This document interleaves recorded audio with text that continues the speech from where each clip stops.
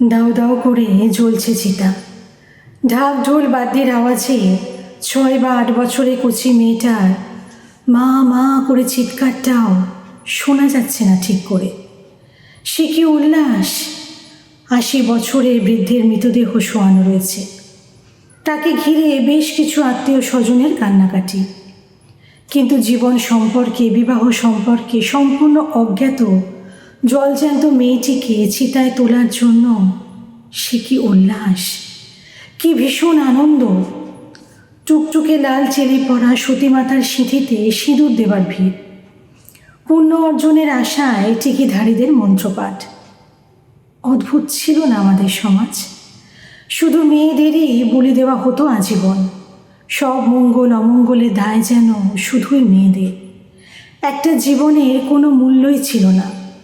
তাকে জল জ্যান্ত আগুনে পুড়িয়ে মারতে একটুও দ্বিধা করতো না তাদের বাবা মায়েরা।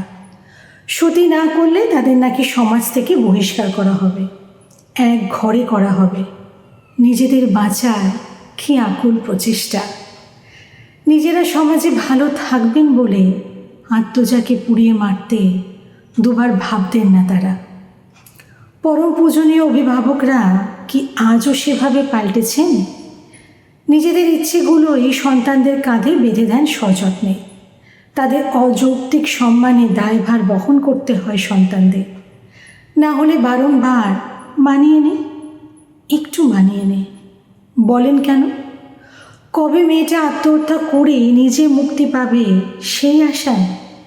ডিভোর্সি মেয়ের তকমাটা নিতে তারা আজও অরাজি।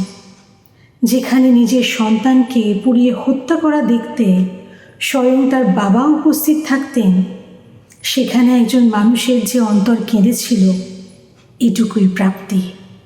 সতীমাতার কপালে সিঁদুর দেওয়ার জন্য যেসব মহিলারা লাইন দিতেন, তাদের অন্তর না কাঁদলেও একজন পুরুষের অন্তর কেঁদেছিল।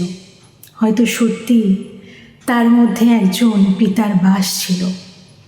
অনেক ঝড়ঝাপটা আসবে, অনেক যুদ্ধ করতে হবে, এক ঘরে হতে হবে জেনেও একজন মানুষ অন্তত এগিয়ে এসেছিলেন। স্রোতের বিপরীতে হাঁটতে গেলে চিরকাল লড়াই করতেই হয়।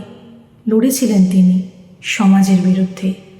তাই সতীদাহের মতো মর্মান্তিক আর বিভৎস প্রথা বন্ধ করতে সমর্থ হয়েছিলেন। আমার চোখে তিনি আজও ভগবান। আর সেই মহামানবের নাম হল রাজা রামমোহন রায়। একজন নারী হয়ে আপনার চরণে বারংবার মাথা নত করে বলতে চাই, ভাগ্যিস আপনি ছিলেন। তাই মাথা উঁচু করে নিজেদের অধিকার প্রতিষ্ঠা করতে পেরেছি আমরা এই সমাজের বুকে। রাজ্য ছিল না, সৈন্য ছিল না, তবুও তিনি রাজা। কারণ তার মৌলিক চিন্তার জগতে তিনি অদ্বিতীয় সম্রাট।